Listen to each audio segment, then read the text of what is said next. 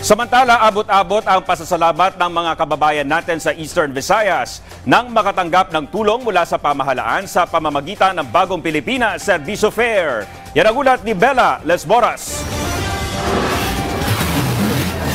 Lubos ang pasalamat ng habal-habal rider na si Ruiz sa pagdadala ng gobyerno ng Bagong Pilipinas Serbisyo Fair sa Eastern Visayas. Anumang ayuda, malaking tulong daw kasi sa kanilang pamilya, kaya't susulitin niya ang pagkakataong ito. Bibili po namin ng bigas, mga pagkain, para makatulong sa pang-araw-araw na pagkain namin.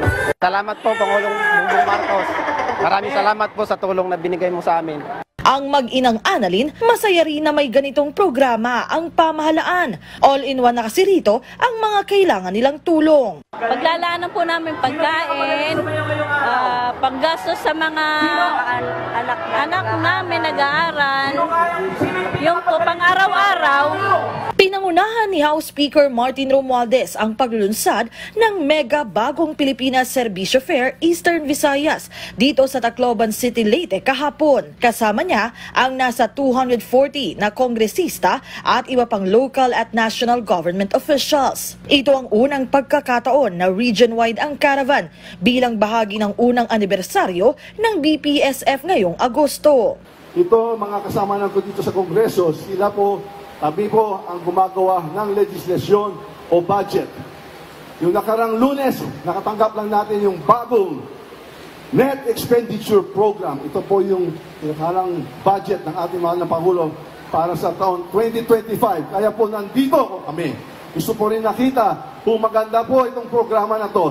At ano kaya? Maganda pa itong Serbisyo Fair?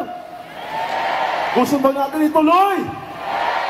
Hanggang ngayong Sabado ang BPSF Caravan sa rehiyon, kaya't marami pa rin ang humahabol dito. Sa kabuuan, papalo sa 1.26 billion pesos na halaga ng tulong at programa ang naihandog sa 2-day caravan para sa nasa 253,000 na benepisyaryo. Bukod sa BPSF, inilunsad din sa Eastern Visayas ang Startup Incentive Business Opportunity and Livelihood o CBOL Program, Cash Assistance and Rice Distribution o CARD Program at Integrated Scholarship and Incentives for the Youth o ESIP Program. Unprecedented, napakasaya ang mga beneficiaries at napakasaya din ang mga congressmen, mga governors at mayors.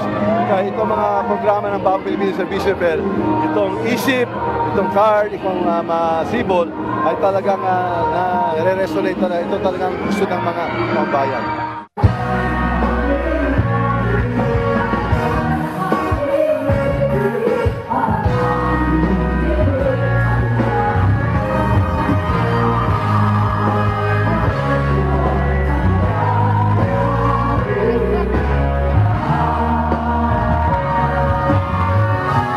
Bella Lesboras para sa Pambansang TV sa Bagong Pilipinas.